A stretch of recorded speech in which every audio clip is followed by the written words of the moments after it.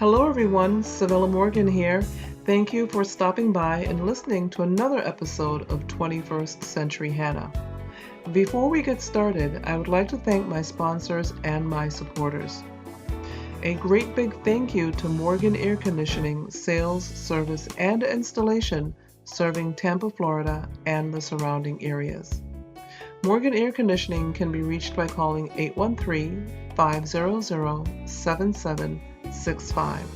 That's 813-500-7765. Thank you, Morgan Air, for recognizing the vision of 21st Century Hannah. Your sponsorship is greatly appreciated. I would also like to thank Alba Digital Media. Alba Digital Media created my childlessnotbychoice.net website, and they produce my podcast. It is wonderful to have the same company creating my website and producing my podcast. Thank you, Alba Digital Media, for making me look good and sound good. To contact Alba Digital Media for your website or podcast production needs, visit www.albadigitalmedia.com. That's www.albadigitalmedia.com. Next, I would like to thank Devoted, the musical duo who created my theme music. When I first approached Devoted for possibly creating a theme song for my podcast, I did so because of the pure talent I have witnessed from Devoted. Thank you, Devoted, for all the wonderful music you create for so many people. Devoted can be reached by emailing devotedministries@gmail.com. That's devotedministries@gmail.com.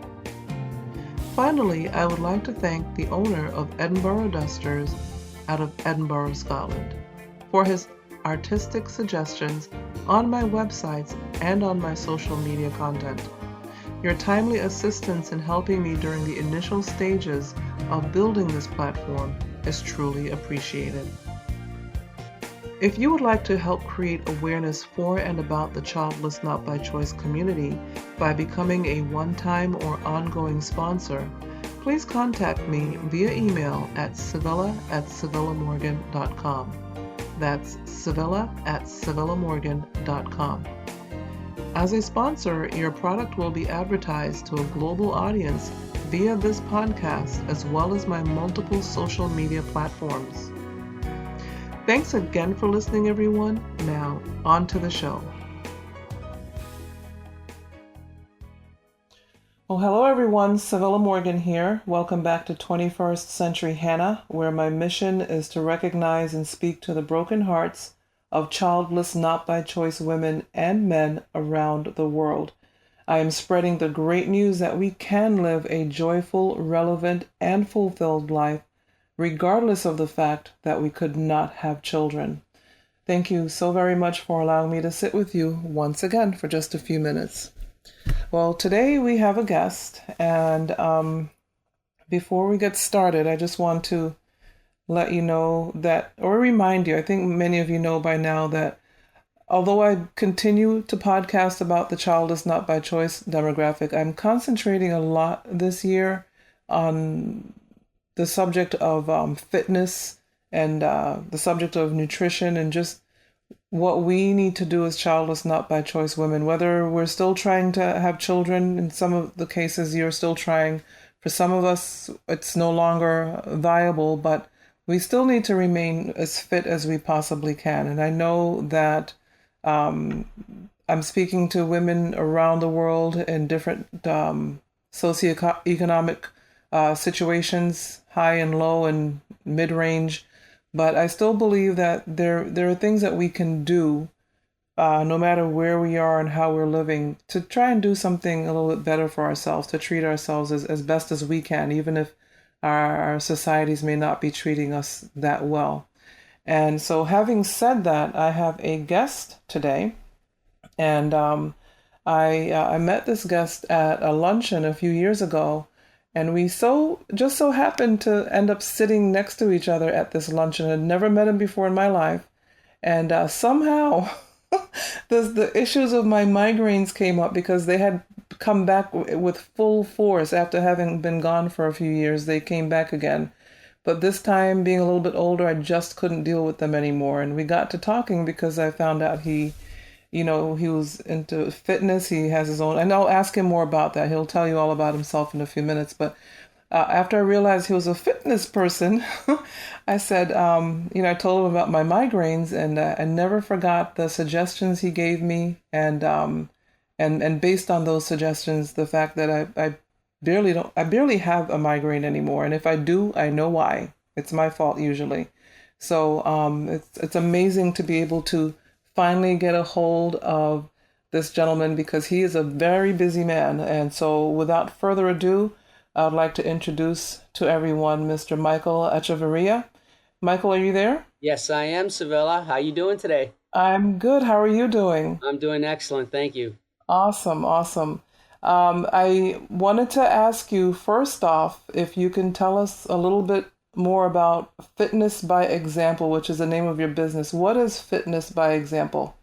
Well, Fitness by Example is a fitness company that I started back in 2004. And, specifically, I am a certified fitness trainer. Actually hold two certifications, just the general public and also for older adults. And the business was first established, to try to help as many people as possible. And I chose the name Fitness by Example because I wanted to lead by example. So that's why I have that for the name of my company. So right now, I have shifted from, I still do some one-on-one personal training, not so much, Mhm. but the focus now mostly is group training because I'm able to impact a lot more lives that way. So that's what I'm currently doing right now. We're in Winter Park, and we call them boot camps, but I always let people know it's not the boot camp like if you're thinking like the military, Mhm. because I'm totally not like that. I always tell people this. I always say, if you're with an instructor that is screaming and yelling at you at your so-called boot camp, I can guarantee you he was not in the military, because I did go through boot camp, and I would never want to scream at anybody because it's horrible. Mhm. So, so you don't yell at your group. No, I don't do that. No, we got music going. My job is to motivate, get people through the exercises, and I always call it the fastest 30 minutes of the day. Okay. You're saying that with a laugh, so I don't know. Fastest 30 minutes of the day. No, but you know Okay. what? If you were to talk to them, the thing is I'm being very serious. Mm-hmm. Mm-hmm. And it's because the 30 minutes does go by fast. Now, Mm-hmm. I'm not going to lie and say it's easy while you're going through it, but just the way that the program is developed, and we just go from different types of either resistance type exercises using mainly body weight. We use very little outside resistance, other than very light dumbbells, but Mm-hmm. 90% is mainly body weight. And we also do a lot of core training, flexibility training, and of course, cardio training. It's all mixed together, and it's always exactly 30 minutes long. Okay. So you said it's the fastest 30 minutes of the day. You didn't say it's the easiest 30 minutes of the day. So I Absolutely. got you. Yes. Yes. Okay, I got it now. And for the listeners around the world, Michael referred to Winter Park, and he's referring to a city here in Central Florida. Winter Park, Florida, is where you do your fitness and boot camps, right? Yes, yes. Okay. It's actually an outdoor location. We're right in front of Living Hope Church, Okay. and we've been in that physical location now for just about 6.5 years. Okay, so for those of you who are local, and I'm going to ask you that a little bit later, but for those of you who are local, I'm going to put Michael's contact information in the show notes if you want to get in contact with him. And I'll get the information from you a little later. But you do bodybuilding as well, don't you? Yes, I've been a competitive bodybuilder since I've been training for bodybuilding since 1996. Okay. Prior to that, as far as my competitive days, I actually started out as a power lifter back in the I'm dating myself, back in the early 80s. Okay. Okay. I remember that too. You can, if you guys see him, you'll see the guy is buff, you guys. So, yeah, I was like, I remember when I first met you, I'm like, okay, I'm gonna listen to this guy because he's obviously practicing what he preaches. Just by looking at him, you can tell that. So, what put you on the path to this, though? As far as Being a fitness and being a bodybuilder, a fitness coach, and wanting to help people, especially in a group setting, and also helping the elderly, which I absolutely love that. Wow. Okay, you asked several I different did. questions. So I'm gonna break it down, right? And Okay. I'll answer each one. Um, quite for I mean, I just want to put this in a way so people can understand that I'm not crazy. Okay. But the reason I say that, yeah, I was I was doing my morning meditation after reading the Bible, Hmm. and I just heard inside through through my heart. I Hmm. mean, it was very clear. The Lord wanted me to be a fitness trainer. I was not a fitness trainer at that time, and this was back in 2001. Yes, 2001. And the funny part about that, Sevilla, was when I heard that loud and clear, I remember thinking to myself, I'm like, man, Mike, why did you have to wait until like you heard that? Because that was like something that was obvious. Hmm. I had been at that point, training for bodybuilding, like I had mentioned earlier, since '96. So that's 5 years, you know, and I had been training way before then, but it wasn't for bodybuilding. But back the very first time I started lifting and got serious was back in 1978. And you would think if I would just put two and two together that this is a natural fit for me. Hmm. I still remember laughing, and that's how I became a. And people, when they ask me that question, I always tell them God told me, Hmm. and it was very literal. Bottom line. Yeah. Now, when you talk about older adults, Hmm. okay, and it's funny that you mentioned that. I was just telling this story literally yesterday evening, and one of my clients, she's a nurse, and she works at a nursing home.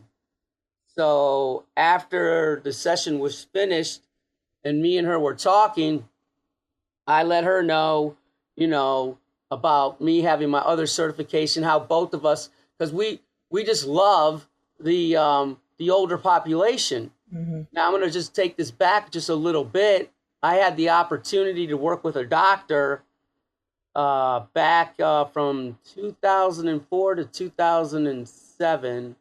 I was working one-on-one personal training with a DO, and that was uh, her patients. That was their like the demographics. The average age patient that I trained was in their probably late 60s, early 70s, Hmm. because I had that certification, and it was phenomenal. When I say she, the doctor was actually overwhelmed after I got hired on there on a temporary basis. She was very forward thinking doctor. I really do wish most doctors were like that. She brought me on, and in the quest of helping these patients, preventatively using fitness training, which I was all over that. And she goes, Michael, let's just do this. I'm going to give you like an 8-week trial. Let's see how it works out. And after the 8 weeks, she sat me down and she wanted to know what I was doing. I mean, it was just regular. I mean, for any personal trainer, any fitness trainer, wasn't doing anything special. It was just training them. But the results were actually, they were extremely over the top. I mean, I had people getting off meds, and I'm not saying training will do that. Right. That's not what I'm saying. I'm just letting you know what happened. She was telling me, she was showing me charts, and needless to say, I stayed on. And and the only reason I'd still be there to this day, and we were able to do that because back then, Medicare was paying for the fitness training. Right. So the insurance was doing that, Medicare. Unfortunately, at the end of 2007, they changed the coding to not allow that anymore, which boggles my mind. I mean, there's so much I can say about that because I mean, they also want to keep people out of the hospital. Right. I know that for a fact because I have elderly people in my life, and I know that they want to make sure that these people are not returning to the hospital, especially for the same issue over and over. So why not pay for their fitness? I never could understand these things, but who knows? So you're still working with the elderly, and yeah, actually, right now, as we are speaking, my boot camp, as far as members, we've got the youngest boot camp member we've got is 12 years old, and the oldest is 80. Oh wow, I love that. I mean, I love the elderly anyway. So whenever I hear of somebody who has a heart for the elderly, they just really, I mean, that already tells me a lot about that person, because we have, especially in the Western culture, as far as I'm concerned, we have such a way of wanting to put people aside when they get to a certain age. And it's just amazing that these people are so full of knowledge and life experiences. These are the people we should be talking to. Right. And we just want to set them aside and stick them away. And, we're so age centric. It's unfortunate. And so I'm really glad to hear that you're working with them. And I wish that 80-year-old all the best. They're probably in better shape than I am. I'm gonna send you. I know this isn't part of this podcast, but I want to send you a before and after. Her name's Anita. Okay. Phenomenal woman. She got talked into it by her 56-year-old daughter because Flo, her daughter, has been coming to my boot camp for a year, and she's lost well over 50 pounds. Wow. So she talked to her mom. So Flo actually got her son and her mom to come with her. So you got 3 generations that train together. I love it. There's amazing. some funny moments. I'm going to tell you that right now.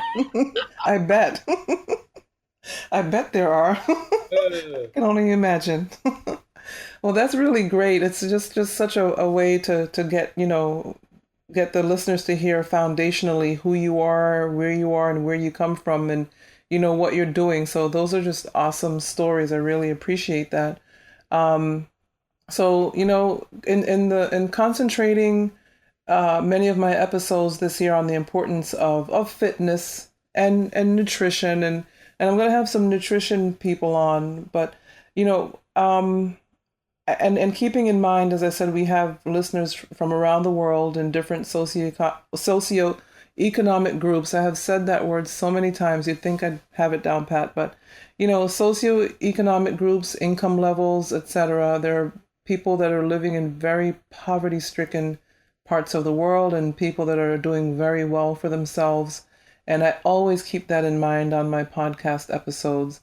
But I wonder, how would you explain by, speaking to this type of demographic around the world, the importance of exercise and proper nutrition? And I know we kind of touched on it a little bit, but how do you talk to somebody who is in such destitution, and then somebody at the same time who can afford to buy the proper foods? What would you say that they could do?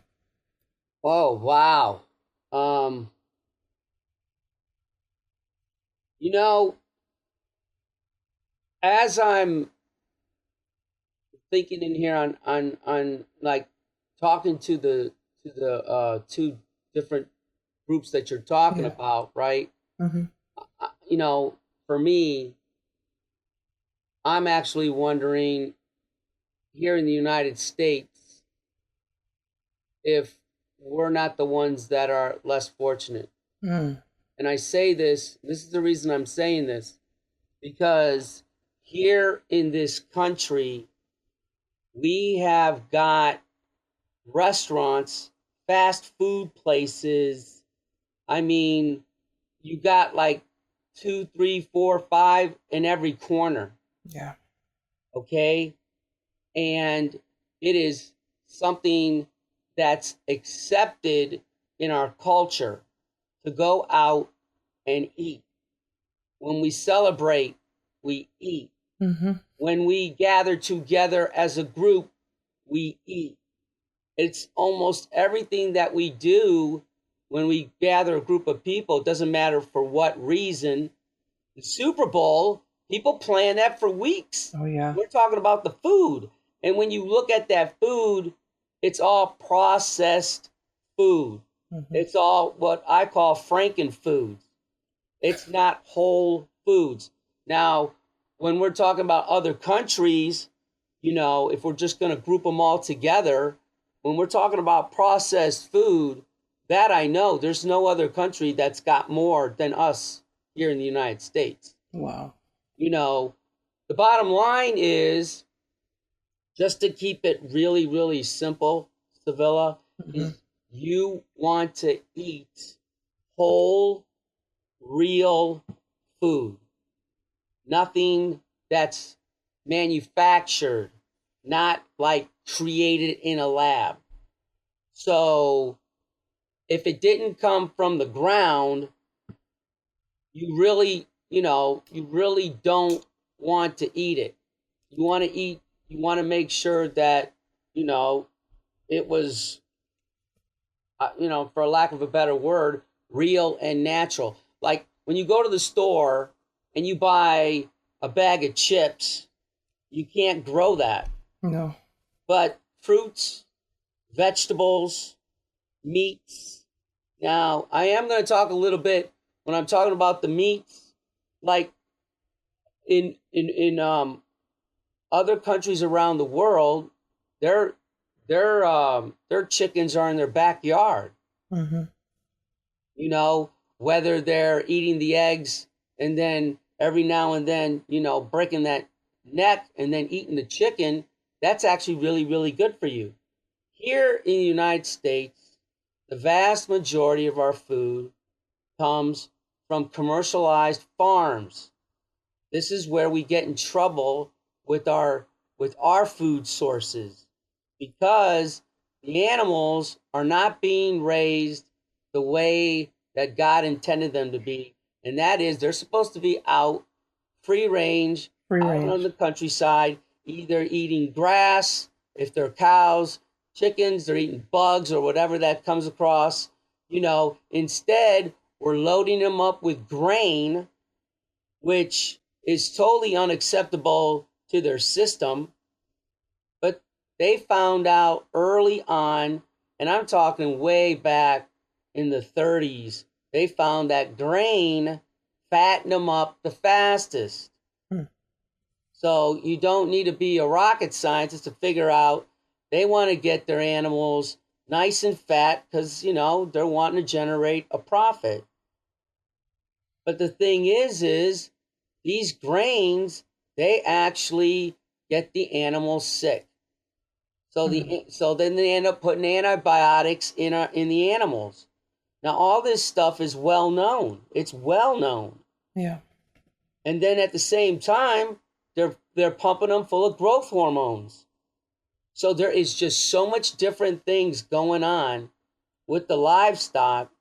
It's just that it's not that is not healthy to eat.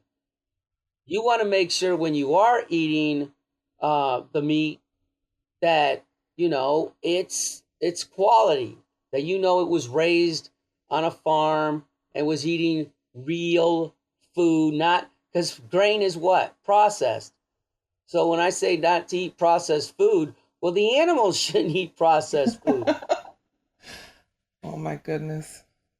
It's so true. And then on top of that, to add insult to injury, we have to pay more for free range chickens and grass fed Unfortunately, meat. that's very, very true.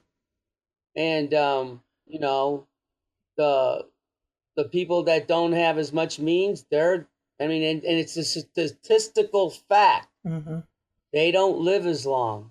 Wow. That's one of the reasons. That sounds so sad. No, And we think we're in a country where, we've got everything. We do. We have everything we need. You may just have to pay extra for it if you want to, eat properly. right, Because as you said, those restaurants that are a dime a dozen on every corner, they have a dollar menu, right. So it's like it's a choice that you have to make on a daily basis. And so as far as the fitness end of it, I know you're probably going to say too, I don't want to put words in your mouth, but in a lot of these other countries, they're probably getting more exercise than most of us here in America. That's true. Just on a daily, just on their daily occupation. Hmm. Most people here have a sit down job in front of a computer, and the body was not designed to stay stationary. That's the problem. Yeah. Well, that was a lot of information, and I think the listener gets it. I think we all know, whether we do it or not, we all know that we most likely need more exercise. But the people in other countries who tend to just out of necessity, just out of a way of life, do get the exercise. I mean, I'm from the Caribbean, and whenever I go back to visit, people are walking. Right? Absolutely. Yep. There are buses that will take you from here to there, but most people are walking, and it's hot. The sun is beating down on you, but they're opting to walk, and they'll tell you, "Oh, it's just up the road," and a mile later, you're just Right. getting where you need to get to. So, yeah, fitness is important wherever we are and whatever we do to keep our bodies moving. Um, Savilla, so if you don't mind me interjecting, because you brought up a really good point, sure, and that was the walking. yeah. Okay. Now, the reason I want to bring this up is there there is a vast majority of people that have got this false notion that when they're going to go back into shape, they want to start jogging. Hmm. Okay, I can't even tell you. I would want to say it's 8 out of 10 people based on my experience. Okay, it's that high. Mm. I never, and I'll use that word never, recommend jogging. Okay, I tell people you're either going to walk or you're going to sprint, Hmm. one or the two, because jogging is not actually, when you look at the positive versus the negatives, the pros versus the cons, Hmm. there's the risk is too great for injury when you're doing a repetitive motion over and over and over again. We've got a record high of reconstructed knee surgeries, hip replacements, Because and when you talk to these people like me, when I was actually working for the doctor's office, and there were so many different people with those types of surgeries, you find out, they did a lot of jogging, and it makes sense because that is high impact. You are striking that ground over and over and over again. And even when you're younger, and let's say you're not even overweight, that's still a lot of pounding that gets put on your body day after day, even if you're doing it like 3 times a week. But all you have to do is multiply that by 5 years, 8 years. Next thing you know, and I say this because my profession, people typically come to see me when they can't do it on their own anymore. Right.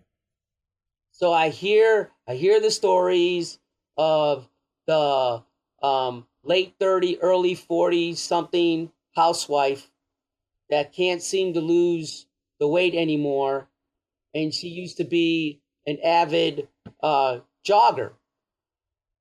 And I have to break that from them. I mean, literally, I'm like, because at my boot camp, we power walk.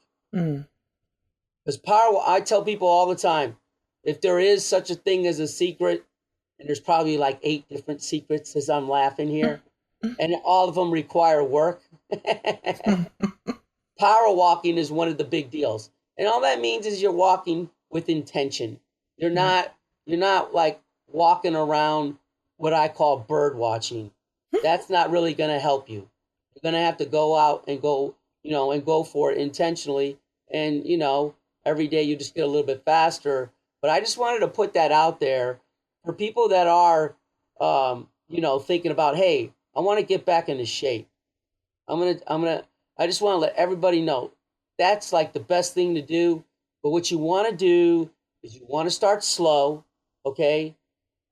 If you can, it is always beneficial to be not just with the trainer, but with the group. That's one thing that I see over and over and over. The group dynamic has a special like aura and feel to it because it creates camaraderie. So unless you're a special type of person that can go ahead and do this on your own, which is very, very difficult, you'll have a much higher success rate when you are with the group. It gives you a level of accountability too. Yes, absolutely. Yeah. And it's funny that you should mention jogging because I interviewed a OBGYN doctor a few months ago, and she said the very same thing that you just said about jogging. She said our bodies were not made to jog. Nope. So it was when you said that, I was like, oh, wow, this is the same thing Dr. Masters said. And so, I would compel those of you listening, if you want to go back to her episode as well. That episode was about Mastering Menopause, which is a book that she wrote, and I use her book as a desk reference, but she said the same thing. Our bodies were not made to jog. So it was just very interesting that you said the same thing. That's pretty cool. Right. And the thing, see, this is the whole thing too. When I'm getting people and I'm telling them to power walk, right? That's not a poor substitution for jogging. If your goal is to lose body fat, okay? Power walking is much better at losing body fat than jogging. In fact, it's not even close. Now, I learned this back in 2006 from my coach, because when I would compete for the nationals, I have my own bodybuilding coach. I can't coach myself. Right. He's the one that first taught me about power walking, and I was about 2 weeks in, and I was begging him. I was literally begging him, please let me jog. Because it's easier. Jogging's easier. Power walking's harder. But when I saw the results are way different also. So that's, I was explaining like medically why it's a lot better for our bodies, but it's also a lot better if your goal is to lose body fat. What about treadmills? Yeah, listen, thing about treadmills is I like treadmills, especially in inclement weather. If you can use a treadmill, the great thing about, like, if I had to pick between one or the other, I just like outdoor walking better. Okay. You're going to use your muscles a little differently because you got to remember on the treadmill, the track moves. Yeah. So it's more of you like lifting your feet up and then the sidewalk would be moving. You know what I'm saying? Right. Instead of you actually generating the power to move yourself. Now, with that being said, the reason I still like the treadmill is because the treadmills, you can get an incline on it. Right. And you can get, a pretty decent incline. And that is great in upping the intensity and then using more glutes for the power walk. So, so I look at it more like apples versus oranges, because a lot of people, they're going to want to do treadmill because they don't want to power walk. Like they'll tell me, I've heard this, man, I've heard this quite a bit. Mike, the only time I can power walk is early in the morning. Unfortunately, in this day and age, depending on where you're at, a woman isn't safe early in the morning. Right. And I'd rather them be in the gym and using the treadmill. And then me, when I want to increase the intensity, I like using the treadmill, like I said, because of the incline. But they're both, outdoor power walking, treadmill, they're both going to be great for you. Okay. That's good to know. Let's see here. How would somebody locally get in contact with you if they wanted to join your program? Well, there's several ways you can get a hold of me. My phone number is on my website. It's 407-529-4512. My website is the name of my company, so it's fitnessbyexample.com. Okay. And then in there, there's all the information. Okay. So everything they need is on the website fitnessbyexample.com. Yes. And I'm going to go ahead, as I said, I'm going to put that information. Is it okay to put your phone number? I guess it's on your website, so I can put it in the show notes. That phone number is right smack dab in the top on my website. Okay. So I'll put that information in the show notes for listeners to check out if they're local, and also to just get in contact with you. Do you do any consulting? Long distance or Yeah, online? Okay. my main thing, we didn't even talk about it, but Sabilla, and I don't even know if you know this, but actually, Fitness by Example is actually known for its transformation challenges. Okay. So that's what we specialize on, people losing body fat, and regardless of age. Like Anita, that was talking about, my 80-year-old client. He did the transformation. I do 4 of those a year, by the way. Okay. I do 1 every quarter, and they're 8 weeks long. And this last 8, she did it. The last 8-week one is when she did it. And at 80 years old, she lost 17 pounds. Okay. Trust me. When I say that is great, that is great. It is. It's the difference between a lot of, and I know we're not medical doctors or anything, but 17 pounds can make the difference between having to take certain medications and not. So right. That's awesome. Okay, well, I'm going to put this information in the show notes. Is there anything that you'd like to say before we close out our conversation? Yeah, for the local people, this is also what I want to say too, is I do a free fitness boot camp at Northland Church. Okay. Thursdays at 7 o'clock. That's my ministry. I've been doing that for, close to 5 years now, to where it doesn't matter. People go there, and if you want to stay afterwards, we got like a 15-minute devotional, 20-minute devotional afterwards. Mm-hmm. I got people that come that don't stay. I got people that come and stay, but it's something that, um, you know, you could come, because I got people that have been with me in that one for what, 4 years? Mm.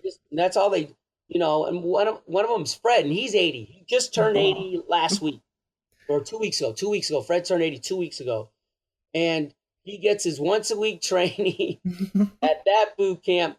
But, I don't charge. I never even mention my other boot camp there. Mm-hmm.